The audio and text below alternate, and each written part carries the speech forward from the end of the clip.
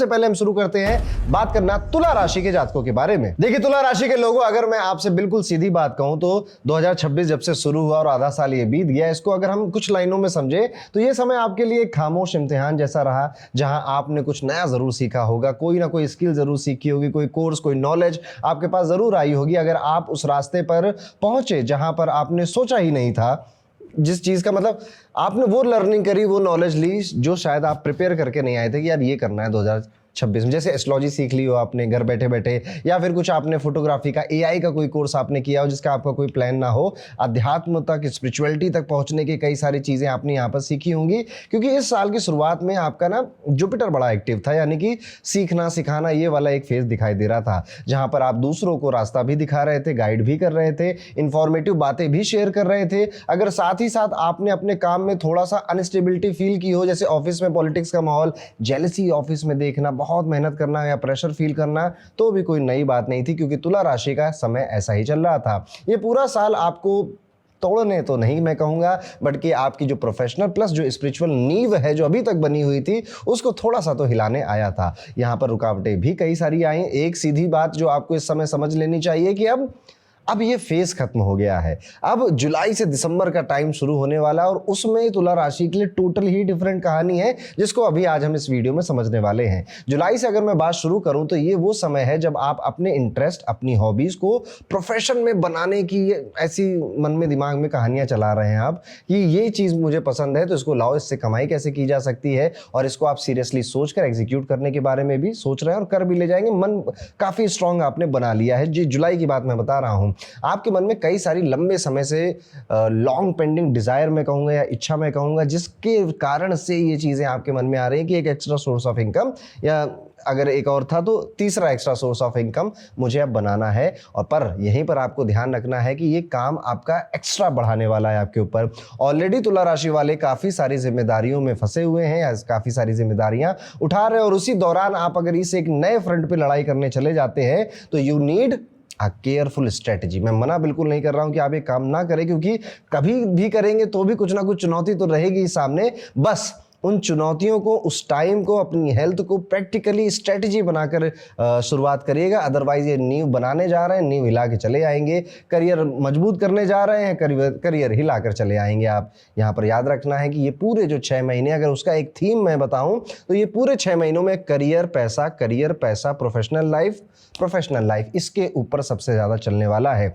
ये सब करते करते, ये सारे विचार होते होते, नए सोर्स का इनकम बनाते बनाते, स्ट्रेटजी बनाते बनाते अगस्त का महीना आ जाएगा। अगस्त आते आते आप पाएंगे कि आप पब्लिक के साथ, लोगों के साथ ज्यादा जुड़ने लग गए हैं। आपको फिजिकली बहुत सारे लोगों से मिलना भी पड़ रहा है, मीटिंग्स कई सारी हो रही हैं। आप एक मेंटर या गाइड की तरह काम करेंगे, जहां पर मैनेजिंग और स्ट्रेटजी बनाना आपका रोल बन जाएगा। और अपने लिए ही नहीं, दूसरों के लिए भी आप यही काम कर रहे होंगे कि एक काम करो, मैं तुम्हें बता रहा हूं, ये 3 काम कर लो। इस तरह से आप ज्ञान देते हुए मिलेंगे। मगर एक बात क्लियरली मैं आपको बता देता हूं कि इस समय आपकी जो वर्क लाइफ है उसमें बैलेंस बिगड़ने वाला है। घर पहुंचने के बाद एक अजीब सा आलस सा आ जाएगा, और पर्सनल प्रोडक्टिविटी वहीं धरी की धरी रह जाएगी। दैट इज वाई मैं कह रहा था जुलाई में आपको अगर किसी चीज पे फोकस करना है तो वो सिर्फ स्ट्रेटजी बनाने पे है कि अब मैं करियर को आगे कैसे ले जाऊंगा। और उसमें हीरो मत बन जाइएगा कि अरे 24 घंटे में 26 घंटे का दिनचर्या बना ली मैंने। नहीं, आप जैसे इंसान है ना कि जो आलसी है, जो थोड़ा सा थक भी जाता है, जो इतना ही घंटे काम कर सकता है, शुरुआत वहां से करनी है। एकदम से अपने आप को काम में नहीं झोंकना, अदरवाइज इस वीडियो को देखने का आपका कोई फायदा नहीं है। यहां पर एक समझने वाली बात यह भी है कि आपको अभी जरूरत है खुद से बात करने की। आपको जरूरत है कुछ खुद के मन में जो चीजें हैं उनको क्लियर करने की। कोई और नहीं करेगा, क्योंकि आप अपनी मन की, दिल की जो ख्वाहिशें हैं ना, उतने बेहतर किसी को समझा नहीं पाएंगे। जरूरत है थोड़ा सा रूटीन बदलने की। लिखना शुरू करिए। अगस्त के महीने में कोई डायरी खरीदे जिसमें आप कलम से, हाथों से लिखें, या फिर अगर फोन में लिखने की आदत है तो उसमें लिखिए, या वॉइस नोट भेजिए।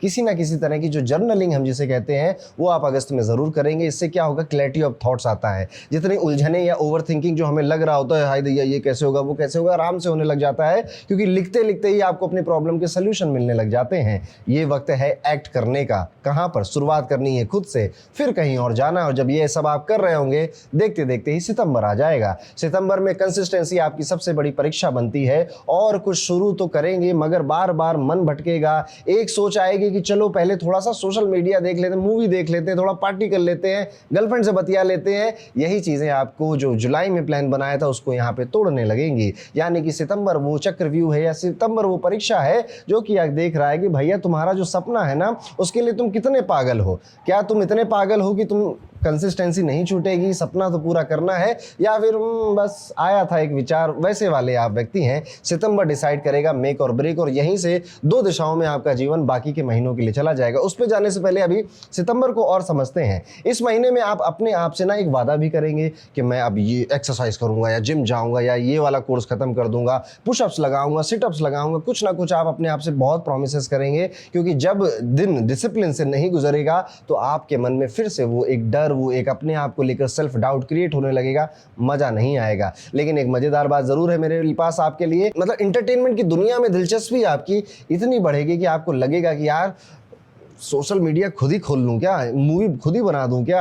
आप एक व्यूअर जो एक ऑडियंस की तरह देखते थे अभी तक के कंटेंट लोगों के, आप सोचेंगे कि क्यों ना मैं भी इसको प्रोड्यूस करूँ। यानी कि आपकी क्रिएटिविटी झलकने लगेगी, जिसे आप पब्लिक के सामने रखने की कोशिश भी करेंगे। ये भी सितंबर के महीने में होगा, और फिर अक्टूबर आ जाएगा। अक्टूबर में तो शुरुआत में ही आप ट्रैवल करने जाएंगे, क्योंकि बहुत टाइम हो गया घर पे बैठे बैठे। खासकर अगर आपका विवाह हो गया या कोई पार्टनर आपके साथ है, उसके साथ यहाँ पर घूमने फिरने के, टहलने का, किसी स्पिरिचुअल रिलीजियस प्लेस पर आप प्लान बनाएंगे। साथ ही इस दौरान आपका जो धन है, जो पैसा है, जो फाइनेंसेस हैं आपके, उस मामले में भी थोड़ा सा गिरावट आएगी। ऑफ कोर्स लग्जरी वेकेशन में कहीं ना कहीं पैसा खर्च होगा। ये वो समय है जब आपको हाई रिस्क, जैसे ट्रेडिंग हो गया या स्टॉक मार्केट या क्रिप्टो करेंसी से आपको पूरी तरह से दूर रहना चाहिए। अक्टूबर में अपने आप को रिस्क में, स्पेशली अपने पैसे को रिस्क में एक्सपोज नहीं करना है, क्योंकि इंपल्स में लिए गए आपके रिस्क आपको नुकसान देंगे, इवन कर्ज की तरफ भी ले जा सकते हैं। अक्टूबर के महीने में कोई लोन, कोई कर्ज लेने से भी बचना है। लॉन्ग टर्म इन्वेस्टमेंट ठीक है, चल रही है, उसे चलने दीजिए, पर ट्रेडिंग से थोड़ा सा बच के रहिए। बेसिकली अक्टूबर का ये पूरा महीना आपको रिजनरेट करने आया है, दोबारा से आपको रिचार्ज करने आया है।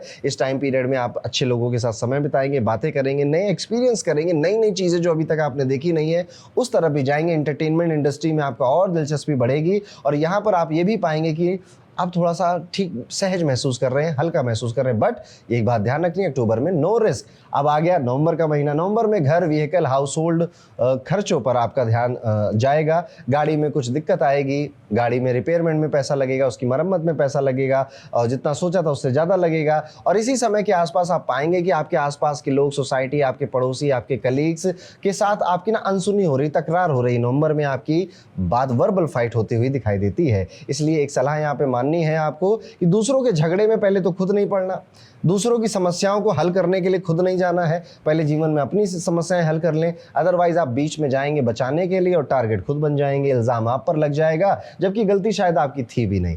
और नवंबर का महीना कहीं ना कहीं एक ईजी महीना है। इन्हीं बस यही एक चीज़ है जिसमें आपको बचना है, otherwise it is a very soft month. और जो आपने जुलाई में स्टार्ट किया था उसे सितंबर में आप कंटिन्यू करेंगे विद मोर एग्रेशन। फिर आ गया दिसंबर, और आखिरी महीना दिसंबर में आकर आपको एक नया वर्जन महसूस होगा अपना, कि इस दौरान राहु केतु भी अपनी जगह बदल रहे हैं और एक नया अध्याय शुरू हो रहा है। एक पुराना कार्मिक लूप यहाँ पे खत्म हो रहा है। तो अगर साल में कोई इमोशनल कार्मिक बॉन्ड था किसी पार्टनर, किसी व्यक्ति के लिए, कोई चीज़ थी जो आप छोड़ नहीं पा रहे थे, दिसंबर आते आते आप देखिएगा कि आपके जो इमोशंस हैं, जो फीलिंग है, वो कुछ इस तरह से बदल जाएंगे कि अब आप चैप्टर्स पे चैप्टर्स खत्म किए जा रहे हो और नए चैप्टर्स शुरू कर रहे हो। ये महीना आपके लिए एक नए जन्म जैसा होगा, जहाँ पर आप पहले से ज़्यादा स्ट्रांग, ज़्यादा मैच्योर, ज़्यादा क्लियर हो चुके हैं। मिड साल के बाद आपकी प्रोफेशनल स्टेबिलिटी और पोजीशन दोनों बेहतर होंगी, और साल जब खत्म हो रहा होगा तो आप यही कह रहे होगे कि चलो देर आए पर दुरुस्त आए। तो इस तरह से 2026 आपके लिए खत्म होगा।